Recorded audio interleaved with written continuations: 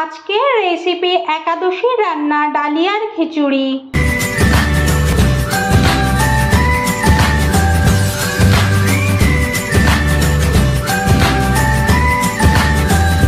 নমস্কার বন্ধুরা, অপরাজিতাস কিচেনে আপনাদের সবাইকে স্বাগত। আশা করি আপনারা সবাই ভালো আছেন। আজ আমি একাদশী রান্না ডালিয়ার খিচুড়ি বানাবো।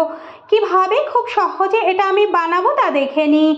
এইভাবে ডালিয়ার খিচুড়ি বানিয়ে একাদশীর দিনে কিন্তু আপনারা ভগবানের ভোগ দিতে পারেন আর আপনারাও প্রসাদ পেতে পারেন।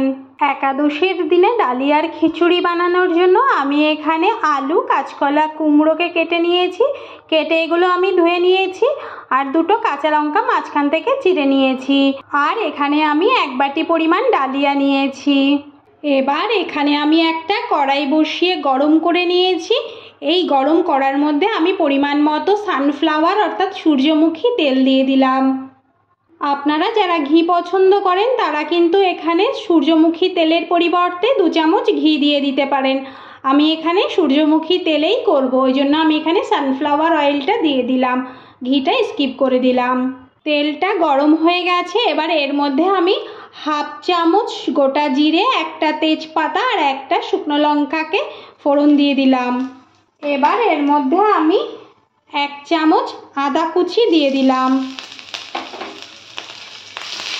এবার এর মধ্যে আমি একটা টমেটোকে কুচি করে নিয়েছি, সেটা দিয়ে দিলাম। গ্যাসের ফ্লেম মিডিয়ামে রেখে আমি এই টমেটোটাকে একটু ভেজে নেব। টমেটোটা নরম হয়ে গেলে সবজিগুলো দিয়ে দেব। টমেটোটা ভালোভাবে নরম হয়ে গেছে। এবার এর মধ্যে আমি সব সবজিগুলো দিয়ে দিলাম।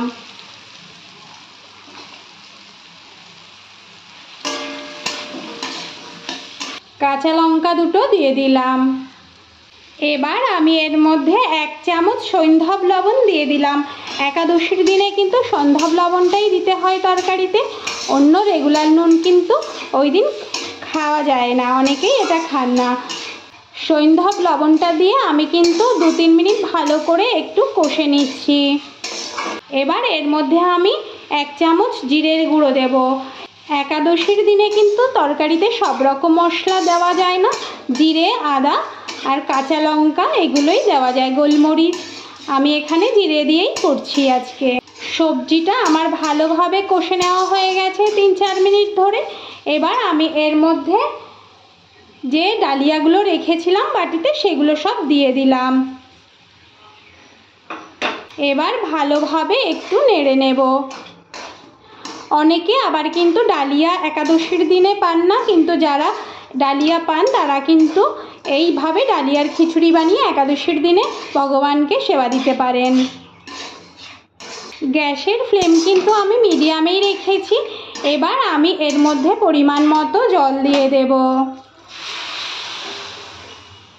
এখানে আমি কিন্তু প্রায় 3 গ্লাস মতো জল দিয়েছি, কারণ এটা কিন্তু ফুটবে, সিদ্ধ হবে, একটু 10 মিনিট ধরে ফোটাবো, সেই পরিমাণ আমি কিন্তু জলটা দিয়ে দিয়েছি।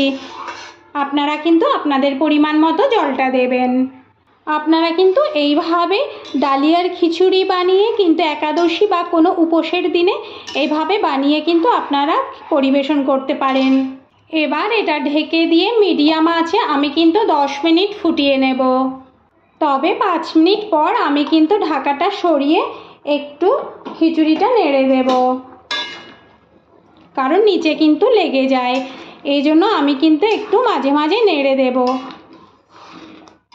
এবার গ্যাসের ফ্লেম কিন্তু আমি একদম লোতে দিয়ে দিয়েছি, না হলে কিন্তু নিচে লেগে যাবে। আর মাঝে মাঝেই কিন্তু নেড়ে দিতে হবে। খিচুড়িটা আমার কিন্তু প্রায় হয়ে এসেছে। এভাবেই আমি কিন্তু মাঝে মাঝে একটু নেড়ে দিয়ে আর গ্যাসের ফ্লেম লোতে দিয়েই কিন্তু এই খিচুড়িটা ভালোভাবে সিদ্ধ করে নেব। এইভাবে ডালিয়ার খিচুড়ি বানিয়ে আপনারা কিন্তু উপোসের দিনে খেতে পারেন। আমার এই রেসিপিটা যদি আপনাদের ভালো লাগে তাহলে বাড়িতে অবশ্যই একবার ট্রাই করবেন, আর কেমন হয়েছে সেটা অবশ্যই একবার বলবেন। টেস্টের ব্যালেন্সটা ঠিক রাখার জন্য আমি এখানে 1 চামচ চিনি দিয়ে দিচ্ছি, আপনারা আপনাদের পরিমাণ মতো দেবেন। নিরামিষ খিচুড়িতে কিন্তু বা নিরামিষ যে কোনো সবজি, তরকারি বা যে কোনো জিনিসে কিন্তু মিষ্টিটা দিলে খেতে ভালো লাগে। আমি এখানে 1 চামচ চিনি দিয়ে দিয়েছি। আমার এই ভিডিওটা যদি আপনাদের ভালো লাগে তাহলে লাইক শেয়ার কমেন্ট অবশ্যই করবেন, আর পাশে থাকা ছোট বেল আইকনটা প্রেস করবেন। আমি নতুন কোনো ভিডিও আপলোড করলে আপনাদের কাছে খুব সহজে একটা ছোট্ট নোটিফিকেশান পৌঁছে যায়। আর আপনারা যদি একটু ঝাল বেশি পছন্দ করেন খিচুড়িতে, তাহলে কিন্তু এখানে আপনারা গোলমরিচের গুঁড়ো অ্যাড করতে পারেন, কিন্তু আমি ওটা অ্যাড করলাম না, আমি ওটা স্কিপ করে দিলাম। আমি এখানে এই অল্প লঙ্কাতেই এই খিচুড়িটা বানিয়েছি। এবার এর মধ্যে আমি কিছু ভাজা বাদাম দিয়ে দিলাম। হয়ে গেল আমার একাদশী রান্না ডালিয়ার খিচুড়ি।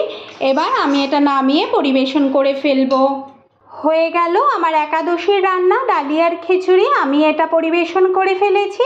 আজ এ পর্যন্তই, দেখা হবে পরবর্তী নতুন ভিডিওতে। ভালো থাকবেন, সুস্থ থাকবেন, ধন্যবাদ।